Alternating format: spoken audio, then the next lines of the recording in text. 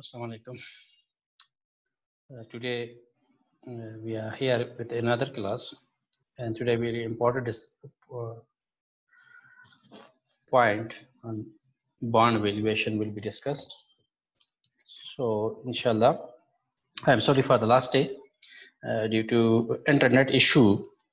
We couldn't take our class yesterday, but inshallah, I hope the same problem will not be revised. Anyway, today we will discuss the very important discussion on the bond valuations in stock market and capital market. So let's start with the slides that I am going to share with you people, right? So let me admit the few students in my class. So, okay, let me admit the students in class.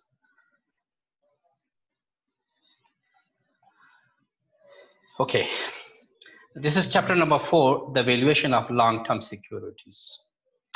So here I will discuss what is, are you, the voice is clear?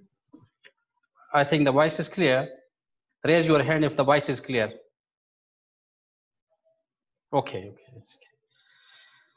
So this is chapter number 4, and the chapter name is valuation of long-term securities. What is long-term securities? Here I will discuss the valuation concept. What is valuation?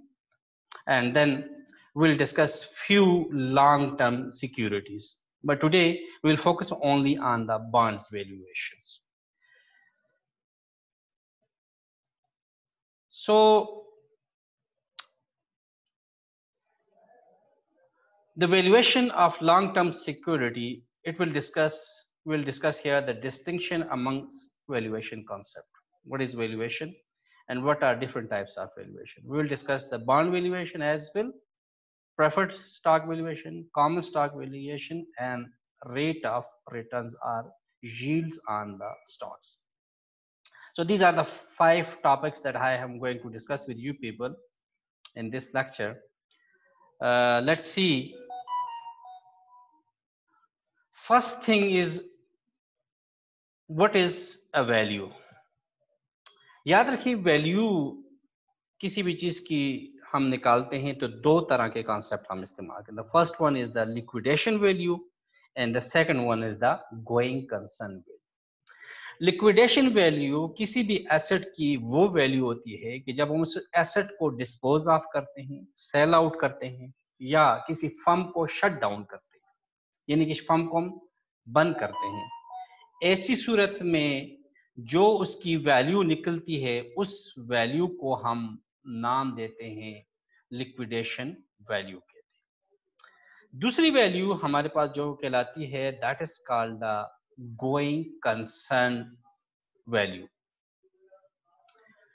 Going concern value simply represents the amount of firm that could be sold for as a continuing operating business. अगर हम कोई business को operation की सूरत में cell करते हैं, यानी going concern की सूरत में सेल आउट करते हैं किसी एसेट को, उसकी जो मार्केट वैल्यू निकलती है, that is called going concern value. So 2 important concepts हैं वैल्यूएशन के, that is the liquidation value and going concern value. Liquidation value mean जब फर्म शट डाउन हो, चाहे वो बैंकरप्ट हो जाए, चाहे वो अपने ऑपरेशन को कंटिन्यू न रह सके, या उसको कोर्ट के डिसीजन के अगेंस्ट उसको हम बंद करते हैं, तो उस सूरत में जो वैल्यू उसकी बनेगी मार्केट में बराए फरोख्त की, वो that value is called liquidation value.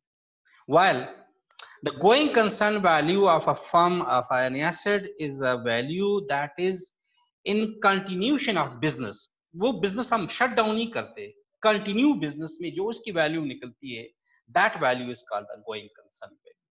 So हमारा कंसर्न दोनों के साथ रहेगा, लिक्विडेशन वैल्यू के साथ भी और गोइंग कंसर्न वैल्यू के साथ भी रहेगा. Another very important concept is the book value. Book value हम 2 एस्पेक्ट से देखते हैं. किसी एसेट की बुक वैल्यू से क्या मुराद है, या किसी फर्म की बुक वैल्यू कैसे निकालते हैं.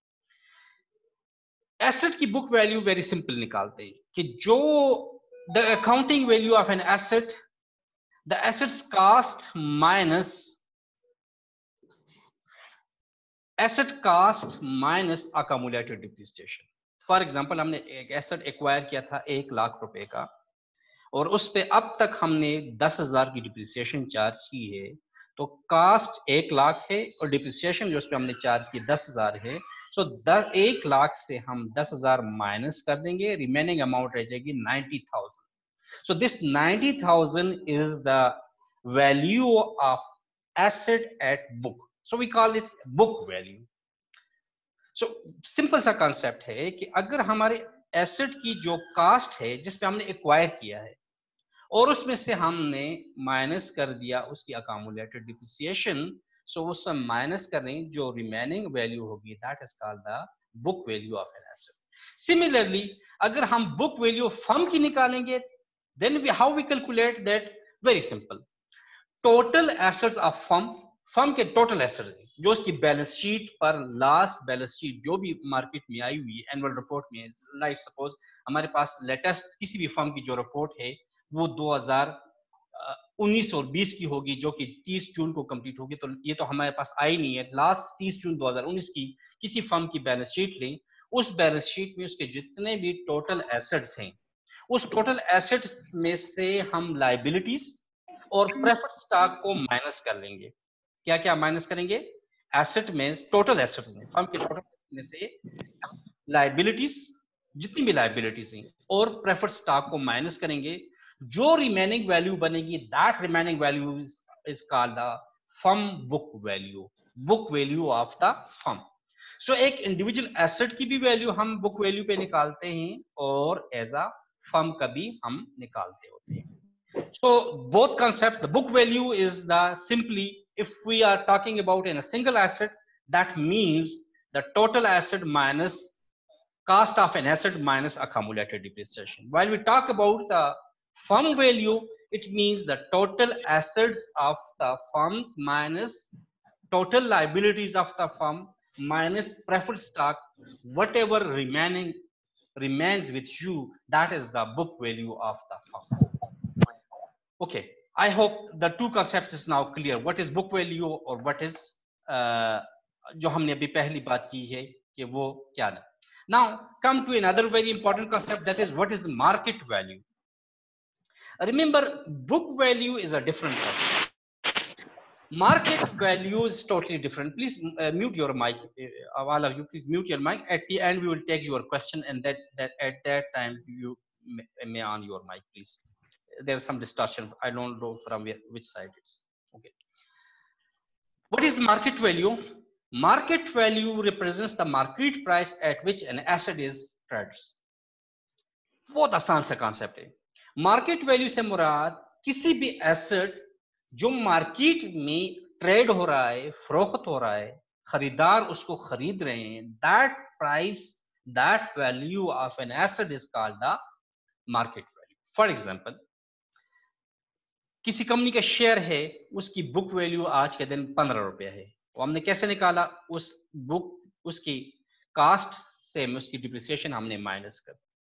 लेकिन मार्केट वैल्यू से क्या मुराद है कि यही चीज अगर इस वक्त मार्केट में हम बराए फरोख्त ऑफर करें, so how much price will be set by the investor. Investor जो मार्केट में है, खरीदार जो उस एसेट के मौजूद हैं, वो इस एसेट की मार्केट में क्या कीमत लगाएंगे। So that price is called the market value. So market value represents the market price at which an asset trades. Very important another value जो हम बहुत ज्यादा इस्तेमाल करते हैं फाइनेंस, दैट्स का इंट्रिंसिक वैल्यू। इंट्रिंसिक वैल्यू क्या चीज है? बहुत मैं सिंपल से आपको सादे लफ्ज़ों में समझा दूं कि जब भी हम मार्केट में कोई चीज बाय करते हैं, खरीदते हैं, सो हम एक प्राइस माइंड में सेट करते हैं कि अगर ये चीज इस प्राइस पे मिलती है then we will buy it. If अगर ये चीज इससे महंगी मिलती है तो हम वो चीज बाय नहीं करेंगे। सो इन्वेस्टर जब कभी भी मार्केट में आता है ट्रेड करने के लिए, बाय करने के लिए आता है, वो एक प्राइस के साथ आता है, वो प्राइस उसके माइंड में होती है। That price is called intrinsic price. So intrinsic price represents the price a security ought to have, जो उसकी कीमत होनी चाहिए, based on the all factor bearing the valuation. उसके माइंड में है, वो जाहिर माइंड में कुछ वैल्यूएशन करता होता है। वैसे तो हम कहते हैं कि हवा में प्राइस तो नहीं लगाता, वो कुछ वैल्यूएशंस करता है। वैल्यूएशन करने के बाद अपने माइंड में एक प्राइस लेके आ जाता है। That price is called intrinsic price. So I hope the valuation concept is clear, the book value is clear, the market value is clear, and the intrinsic price is clear. So all these concepts will be used in the bond valuation as well as in the preferred and other type of valuation. Now come towards the bond valuation. Here I will discuss what important terms, the types of bonds, valuation of bonds, and handling semi-annual compounding frequency. उसका price पे क्या effect पड़ेगा अगर हम interest जो होगा bond पे वो सेमी एनुअली कंसिडर करेंगे। So these are the concept. Now important bond terms क्या क्या हैं? What is the bond? Bond क्या चीज है? Bond is a long-term debt instrument issued by a corporation or a government. बहुत सिंपल सी चीज है। बॉन्ड बेसिकली कोई भी फर्म है, कॉर्पोरेट सेक्टर है या गवर्नमेंट है, वो लॉन्ग टर्म डेट रेज करती है, लोगों से कर्ज लेती है और उस कर्ज के बदले वो कुछ डॉक्यूमेंट इशू करती है जो इस बात का सबूत होता है कि आपके पैसे मेरे पास पड़े हुए और उस टर्म्स एंड कंडीशन के तहत मेरे पास पड़े हुए। ये जो डॉक्यूमेंट्री एविडेंस होती है जिससे फर्म मार्केट से इन्वेस्टर से बॉन्ड रेज करती है, इस डॉक्यूमेंट्री एविडेंस को हम नाम देते हैं बॉन्ड देते हैं। बॉन्ड की एक मैच्योरिटी वैल्यू होती है। Maturity value of a bond is called कि जब ये बॉन्ड वापस किया जाएगा। जाहिर है ये बॉन्ड किसी एक मखसूस अरसे के लिए इशू किया जाता है, 5 साल, 3 साल, 7 साल या 10 साल। जाहिर है 10 साल या 5 साल जब उसका टाइम पूरा हो जाएगा वो वापस किया जाएगा। जिस कीमत पर वापस होगा और उस वक्त जो उसकी कीमत लगेगी, that price is called the maturity value. So bond की हमेशा एक वैल्यू होती है जो उसकी एट द एंड इन्वेस्टर को वापस की जाती है। That price is called the maturity value. Another thing जो बॉन्ड के हवाले से बड़ा इंपॉर्टेंट है, that is called the coupon rate. जाहिर है जो इन्वेस्टर बॉन्ड खरीदता है और फर्म उससे लोन लेती है तो उस बॉन्ड पर वो फर्म या गवर्नमेंट के इदारे उस पर कुछ ना कुछ इंटरेस्ट दे रहे होते हैं। वो इंटरेस्ट कितना होगा, how much will be that rate of interest, that rate of interest known as coupon rate. So हमेशा जो इंटरेस्ट रेट फर्म इन्वेस्टर को देगा, जो कि बॉन्ड के ऊपर लिखा जाएगा, इन राइटिंग पे होगा, उसकी फेस वैल्यू पे लिखा जाएगा कि इस पर इतना इंटरेस्ट होगा। That rate of interest which a government organization or any corporate sector corporation will have to pay to their investor or bond holder or debt holder is called the coupon rate. Okay, now एक तो coupon rate हो गया जो firm ने देना है investor को। इसी तरह इन्वेस्टर जब खरीदता है वो बॉन्ड, वो उसकी एक कीमत लगाता है कि इसकी मार्केट वैल्यू कितनी होनी चाहिए। उस कीमत निकालने के लिए वो एक रेट इस्तेमाल करता है, जिस रेट से उसकी वैल्यूएशन करता है उस रेट को हम डिस्काउंट रेट कहते हैं। जैसे अगर आपको याद हो टाइम वैल्यू ऑफ मनी में हमने प्रेजेंट वैल्यू मालूम की थी, तो प्रेजेंट वैल्यू मालूम करने के लिए जो हमने रेट ऑफ इंटरेस्ट इस्तेमाल किया था उसको हमने डिस्काउंट रेट दिया था। इसी तरह बॉन्ड्स की वैल्यूएशन जब एक इन्वेस्टर करेगा, सो वो जो बॉन्ड की वैल्यूएशन करेगा उसकी कैलकुलेशन के लिए जो रेट ऑफ इंटरेस्ट वो इस्तेमाल करेगा, उस रेट को हम क्या नाम देंगे? डिस्काउंट रेट कहेंगे। Okay. Now come towards the different types of bonds. जो सबसे पहला बॉन्ड हम सीखेंगे, उसकी वैल्यूएशन सीखेंगे, that is called the perpetual bond. Perpetual bond एक ऐसा बॉन्ड है कि जो कभी भी मेच्योर नहीं होता। बहुत सादे लफ्जों में समझा देता हूं। एक फर्म लोग किसी से कर्ज लेती है और इसके लिए वो बॉन्ड इशू कर लेती है, लेकिन ये वाली अमाउंट जो होगी वो इन्वेस्टर से लेगी, वो लाइफ ऑफ द फर्म में वापस नहीं की जाएगी। यानी ये एक ऐसा बॉन्ड है जो कभी मेच्योर नहीं होगा। सो एक ऐसा बॉन्ड विथ इनफाइनाइट लाइफ, जिसकी लाइफ इनफाइनाइट होगी, उस बॉन्ड को हम Shahzeb, why raise your hand, I think, okay okay okay, एक ऐसा बॉन्ड जिसकी वैल्यूएशन, जिसकी मेच्योरिटी लाइफ कभी नहीं आएगी, the life of that bond is infinite life, so that bond is called the perpetual bond. Okay,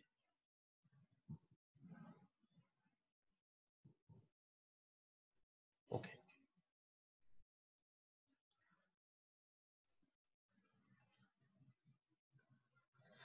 okay, हम इसकी calculation कैसे करेंगे? That is very simple. Valuation of bond के लिए सिंपल हम ये वाला फार्मूला इस्तेमाल करें। आई हैव वेर, जहां पे मेरा कर्सर घूम रहा है, V valuation of is I divided by K. Where what is I? I जिसको हमने कूपन रेट कहा, इंटरेस्ट, कि उस पर इंटरेस्ट कैसे निकले, ये बहुत सिंपल सा है। आई हम कैसे निकालेंगे? जो बॉन्ड की फेस वैल्यू होगी उसको हम मल्टीप्लाई करेंगे rate of coupon, coupon rate के साथ।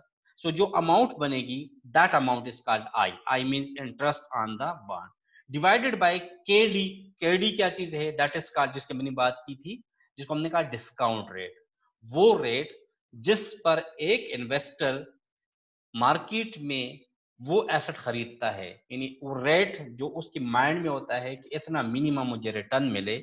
सो वो जो मिनिमम रिटर्न कमाना चाहता है, उस रिटर्न को हम क्या नाम देंगे? के डी कहेंगे। So V is equal to I divided by K D, simple formula for the perpetual bond valuation.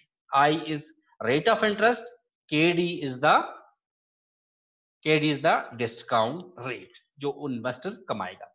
अच्छा, ये discount rate investor to investor different रहेगा, इकोनॉमी टू इकोनॉमी डिफरेंट होगा, और इवन एक फर्म के लिए अगर डिस्काउंट रेट 10% है, तो जरूरी नहीं कि किसी सिमिलर फर्म के लिए भी 10% होगा। ये फर्म टू फर्म भी चेंज होता है, इन्वेस्टर टू इन्वेस्टर भी चेंज होता है, इकोनॉमी टू इकोनॉमी भी चेंज होता है, even sector to sector change होता है। मसलन अगर आप सीमेंट सेक्टर का कोई बॉन्ड खरीदते हैं, तो may be the discount rate is different. अगर आप केमिकल सेक्टर के में किसी कंपनी का खरीदते हैं, तो obviously rate of discount rate would be different. इसी तरह इन्वेस्टर ए है, इन्वेस्टर बी है, तो इन्वेस्टर ए का डिस्काउंट रेट डिफरेंट हो सकता है, इन्वेस्टर बी का डिफरेंट हो सकता है, कीपिंग इन माइंड कि मार्केट में वो वैल्यूएशंस के लिए क्या क्या अज्यूम करते हैं और क्या सोचते हैं। सो जो मुख्तलिफ सोच होगी उसकी, उसी बेस पे वो अपने लिए एक डिस्काउंट रेट डिटरमिन करेगा, और उस डिस्काउंट रेट पे ही वो परपेचुअल बॉन्ड की वैल्यूएशन करेगा। मैं आपके सामने एक एग्जांपल डिस्प्ले करता हूँ। Here is an example of perpetual bond. इसको सॉल्व करते हैं, इसकी मार्केट वैल्यू कैसे निकालेंगे। Bond P has $1,000 face value. एक बॉन्ड है, पी कंपनी का है, और उसकी फेस वैल्यू है $1,000। फेस वैल्यू वो वैल्यू होती है जो उस बॉन्ड की फेस पे लिखा जाता है, ऊपर लिखा जाता है कि इसकी ये वैल्यू होगी, उस वैल्यू को हम कहेंगे face value. And provide an 8% coupon, 8% उस पर क्या है? इंटरेस्ट रेट शामिल है। The appropriate discount rate is 10%, यानी मार्केट में जो इन्वेस्टर खरीदार हमें मिलेंगे, वो 10% रिटर्न डिमांड करेंगे। That 10% is called their discount rate. Investor का क्या है? ये discount. What is the value of the perpetual bond? इस परपेचुअल बॉन्ड की वैल्यू क्या होगी? इसको हम कैसे मालूम करेंगे? लेट्स सी, इसको हम सॉल्व करते हैं। सबसे पहले हम क्या निकालेंगे? आई। आई मैंने अभी बताया कि फेस वैल्यू लेंगे, फेस वैल्यू को हम कूपन रेट से मल्टीप्लाई करेंगे। सो face value is 1000 and coupon rate is 8%। सो 1000 का अगर हम 8% निकालेंगे, दैट इज कॉल्ड $80, $80 आएगा obviously. KD is given, KD यहाँ डिस्काउंट रेट है, डिस्काउंट रेट इज 10%, हम केडी इज इक्वल टू 10% हमने ले लिया। सो हमें फार्मूला देखें, v is equal to I divided by K D. I is here, हमने अभी कैलकुलेट किया $80, के डी इज गिवन 10%, सो हमने आई $80 पुट कर दिया और केडी की जगह 10% पुट कर लिया। सो 80 को 10% पे डिवाइड करेंगे, 80 डिवाइडेड बाय 0.10। इन 10% को हम फ्रैक्शन में कन्वर्ट कर लेंगे। 10% means 0.10, 80 divided by 0.10 it means $800। इसका मतलब क्या हुआ? इसका मतलब ये हुआ कि एक इन्वेस्टर जब कभी मार्केट में ये वाला परपेचुअल बॉन्ड बराए फरोख्त होगा तो एक इन्वेस्टर उसकी क्या कीमत लगाएगा? $800। What the price he will put, that is that price by set by the investor is $800। सो एक रैशनल इन्वेस्टर जो होगा, एक आम इन्वेस्टर जो होगा, जिसके माइंड में बहुत सारी फैक्टर्स होंगे, इकोनॉमी के, पॉलिटिकल के, बहुत सारी चीजें होंगी, वो इस बॉन्ड को कितने में खरीदेगा? उसकी क्या वैल्यू लगाएगा? $800। सो फर्म क्या करेगा? इसकी मार्केट में जब बेचेगा 1000 फेस वैल्यू वाले 8% कूपन रेट वाले बॉन्ड को, सो वो एक जायज कीमत, एक मुनासिब कीमत वो $800 होगी जो वो लगाएगा। ओब्वियसली इस रेट पर, इस कीमत पर उसको बहुत सारे इन्वेस्टर मिल जाएंगे जो उससे खरीद लेंगे। अगर इसे ये महंगा लगाए $1100, $900, तो शायद फिर मुश्किल है कि इस इकोनॉमी में इसको कोई इन्वेस्टर मिल जाए, क्योंकि जो मार्केट में खरीदार हैं, इन्वेस्टर हैं, उनकी भी एक साइकी है, उनकी भी एक स्टडी है, उनका भी एक नॉलेज है, उनकी भी इंफॉर्मेशन है। तो उनकी इंफॉर्मेशन के बेस के मुताबिक ये जो आप बॉन्ड फरोख्त कर रहे हैं उसकी कीमत कितनी होगी? $800 होगी।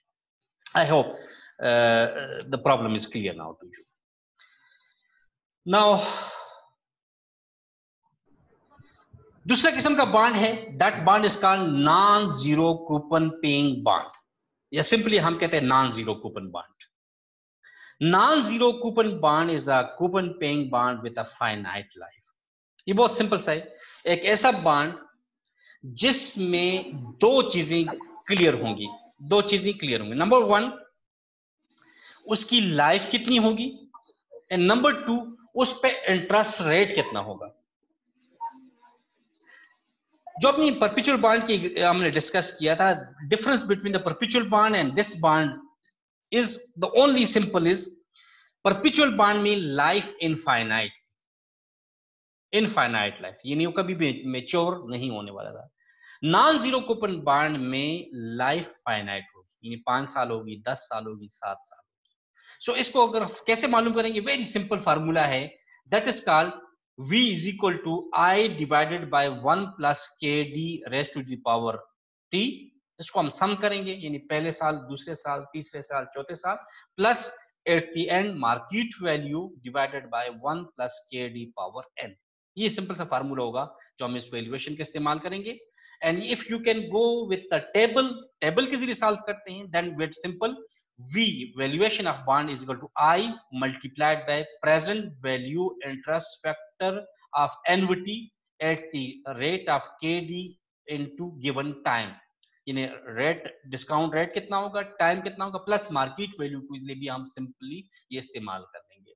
या तो हम टेबल के लिए इस तरीके से जाएंगे, या अगर हम खुद कैलकुलेटर के जरिए कैलकुलेट करें तो इस फार्मूले के तहत कर लेंगे। कैसे करते हैं? बहुत सिंपल सा, आपके सामने मैंने एक एग्जाम्पल, एक क्वेश्चन डिस्प्ले कर दिया, अगर आप रीड करें इसको। Bond C has a $1000 face value and provides an 8% annual coupon for 30 year. The appropriate discount rate is 10%। What is the value of the coupon bond? इस बॉन्ड की coupon value, इस bond की, इस coupon bond की value क्या होगी? बहुत simple है, face value is given, coupon rate is given, discount rate is here, तीनों चीजें गिवन हैं, हमने इसकी वैल्यू मालूम करनी है। सो कैसे करते हैं? ओके, फर्स्ट हम इसको टेबल के जरिए हल करते हैं। $1000 है, इसकी फेस वैल्यू है, कूपन रेट 8% है। सो 1000 का हम 8% लेंगे, दैट इज $80। This clear? 1000 का हमने क्या लिया? 8% कूपन रेट लिया, यानी इंटरेस्ट कितना बना। सो 1000 का 8% है 80 यहां मैंने पुट कर लिया। इसके बाद present value interest factor of 10% 30 year. हम जाएंगे टेबल नंबर 4 पे। कहां जाएंगे? टेबल नंबर 4 पे। टेबल नंबर 4 पे 30 ईयर पर 10% पे देखेंगे कि क्या वैल्यू है। सो टेबल में हम जाएंगे 30 ईयर पे 10% देखेंगे, वहां पे वैल्यू लिखी हुई है 9.427 plus maturity value. Maturity value क्या होगी? वही होगी जो इसकी फेस वैल्यू होगी। फेस वैल्यू 1000 डाले, यहां मैंने लगा दी। Simply present value interest factor 10% पे 30। टेबल नंबर 2 पे जाएंगे। टेबल नंबर 2 में 10% 30 ईयर पे जो वैल्यू है दैट इज 0.05। सो इसको सॉल्व किया, 80 को मैंने मल्टीप्लाई किया 9.427 that is 754.16 and now 1000 multiplied by 0.057 that is 57. Add up these two value, the answer is 811.16. so इसका मतलब है कि इस बॉन्ड की जो मार्केट में वैल्यू होगी, जो इन्वेस्टर इसको खरीदेगा वो कितने में खरीदेगा? 811.16 डॉलर का खरीदेगा। सो ये मैंने सॉल्व किया किस मेथड के तहत? टेबल के जरिए सॉल्व किया और आपके सामने इसकी हमने वैल्यू कैलकुलेट की। Okay, now the last type of the bond is the zero coupon bond. Zero coupon bond क्या होता है? एक ऐसा बॉन्ड होता है जिसकी लाइफ भी फाइनाइट होती है। Life is finite, 5 year, 10 year, 7 year, whatever be the life, and there is no coupon rate. ये एक ऐसा बॉन्ड होगा जिस पर इन्वेस्टर को, खरीदार को कोई इंटरेस्ट नहीं मिलेगा, जीरो मिलेगा, कोई इंटरेस्ट नहीं मिलेगा। यानी अगर आप 5 साल का बॉन्ड खरीदते हैं तो 5 साल तक आपको कोई इंटरेस्ट वो फर्म पे नहीं करेगा। कंफ्यूज हो जाते हैं कि ऐसा फिर ऐसे बॉन्ड को लोग खरीदे क्यों? तो इसका आंसर बहुत सिंपल है कि इसकी एक मेच्योरिटी लाइफ होगी। फॉर एग्जांपल 1000 का बॉन्ड है जो 5 साल के बाद मेच्योर होगा। आज आप इसको डिस्काउंट रेट पे खरीदेंगे, यानी बहुत कम कीमत पे खरीदेंगे। फॉर एग्जांपल आज आप 200 को डॉलर का खरीद लेते हैं और 5 साल तक आप इसको होल्ड करते हैं। After 5 year firm will pay the maturity value, that is maturity value is $1000। कितनी वैल्यू होगी? $1000। सो वो खरीदा $200 का और जब 5 साल के बाद उसको $1000 मिलेंगे, it means he makes $800 of profit, जो कि उसकी टाइम वैल्यू ऑफ मनी को कंपनसेट कर रहा है। यानी 5 साल उसने वेट किया और लगाए उसने $200, मिले उसे $1000। इट मीन $200 से वो इंक्रीज करके 1000 पे चला गया। That $800 increase in his asset value is called the profit for the investor. This is the only motivation for the investor in zero coupon bond. कैसे कैलकुलेट करते हैं? बहुत आसान सा है। Bond Z has $1000 face value and 30 year life. एक bond है, उसकी फेस वैल्यू $1000 है and it will mature after 30 year. 30 साल के बाद ये क्या होगा? मेच्योर होगा। The appropriate discount rate is 10%। What is the value of the zero coupon bond? Zero coupon bond की वैल्यू क्या बनेगी? Okay, value of zero coupon bond is here. कैसे कैलकुलेट करेंगे? अगेन बहुत सिंपल सा है। Value is equal to $1000 face value multiplied by present value interest factor at the rate 10% into 30। Okay, बहुत simple सा है कि टेबल नंबर 2 पे चले जाएंगे। 30 ईयर पे हम देखेंगे कि 10% पर उसकी क्या वैल्यू है। ये टेबल नंबर 2 में जाके देखेंगे। कहां पे देखेंगे? टेबल नंबर 2 में देखेंगे। टेबल नंबर 2 30 ईयर्स पे जाके 10% पे हम इसको कैलकुलेट करेंगे। सो 1000 30 ईयर 10% पे जो वैल्यू है दैट इज 0.057। सो 1000 के साथ मल्टीप्लाई करेंगे दैट इज $57। क्या मतलब कि आज एक इन्वेस्टर $57 फर्म को पे करेगा और वो 30 साल तक इंतजार करेगा। 30 साल के बाद फर्म उसको कितने पैसे वापस करेगी? $1000 वापस करेगी। एक्चुअली उसने 30 सालों में कितना कमाया? That is $943। $943 वो 30 साल में कमा गया। ये जो अमाउंट उसने कमाई है बिकॉज ऑफ द टाइम, 30 साल इंतजार किया, 57 पे बाय किया और उसको वापस कितनी अमाउंट मिली? That is that is $1000। Semi annually क्या मतलब है कि यूएस में और इवन पाकिस्तान में अब कानूनसाजी हो चुकी है कि बॉन्ड पर हमेशा इंटरेस्ट होगा, उसका साल भर इंतजार नहीं किया जाएगा, हर 6 महीने के बाद इंटरेस्ट, ट्वाइस ईयर, 6 महीने गुजरेंगे इंटरेस्ट मिलेगा। सो पाकिस्तान में भी बॉन्ड पर जो इंटरेस्ट मिलता है दैट इज सेमी एनुअल है, 6 मंथ के बाद। तो इसके लिए हम एडजस्टमेंट कैसे करेंगे, हम डिवाइड के डी को 2 पे डिवाइड कर लेंगे, एन को 2 से मल्टीप्लाई करेंगे और आई को भी 2 पे डिवाइड कर लेंगे। सिंपल फार्मूले में हमने क्या करना है, will multiply K D by 2 multiply N by 2 and I will be divided by 2। I और के डी को हम 2 पे डिवाइड करेंगे, एन को 2 से मल्टीप्लाई करेंगे, तो ऑटोमेटिकली सेमी एनुअल के लिए एडजस्ट हो जाएगा। बहुत सिंपल है। मैं इसको non zero open adjusted for semi annual open bond. Semi देखिए, जहां जहां पे आई था दैट इज डिवाइडेड बाय 2, के डी डिवाइडेड बाय 2 और एन को हमने किससे मल्टीप्लाई किया, मल्टीप्लाइड बाय 2 से मल्टीप्लाई किया। जब हम ये वाला काम कर लेंगे तो ये सेमी एनुअल के लिए एडजस्ट हो जाएगा। आपके सामने है कि उसी क्वेश्चन को अगर हम सेमी एनुअल के एडजस्ट करेंगे तो हमारा इंटरेस्ट 10% था और 30 इयर्स के लिए है। तो अगर हम उसकी इस बेसिस पे वैल्यू कैलकुलेट करेंगे, हम ना डॉलर आई को हमने डिवाइड किया 2 पे, तो हमारे पास ये बन गया $40। देखिए क्वेश्चन था 15 ईयर का था, 15 ईयर को हमने 2 से मल्टीप्लाई किया 30 बना, डिस्काउंट रेट 10% था, उसको हमने 2 पे डिवाइड किया तो 5% मालूम हुआ। तो हमने 15वीं ईयर को डबल कर दिया और डिस्काउंट रेट को आधा कर दिया, यानी 5% 30 ईयर। एक्चुअली क्वेश्चन में आप देखें तो ये बॉन्ड 15 ईयर का था, हम इसको किसमें कितने में कन्वर्ट कर लेंगे, 30 में, 2 से मल्टीप्लाई कर लेंगे। और डिस्काउंट रेट 10% था, हमने 2 पे डिवाइड किया दैट इज 5%। और उस पे हमने टेबल के जरिए वैल्यू कैलकुलेट की, पुट की, तो हमारे पास आंसर आ गया $845। इट मींस इस बॉन्ड की फेस वैल्यू कितनी होगी, मार्केट वैल्यू कितनी होगी जो इन्वेस्टर लगाएगा, that is $845।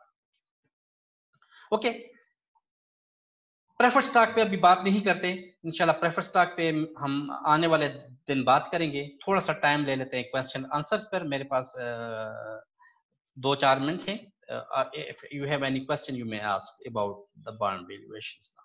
Ji, unmute your mic and put any question if you have in your mind. जी, हमजा, बिलाल, आप में से कोई भी किसी भी क्वेश्चन है तो यू मे पुट क्वेश्चन।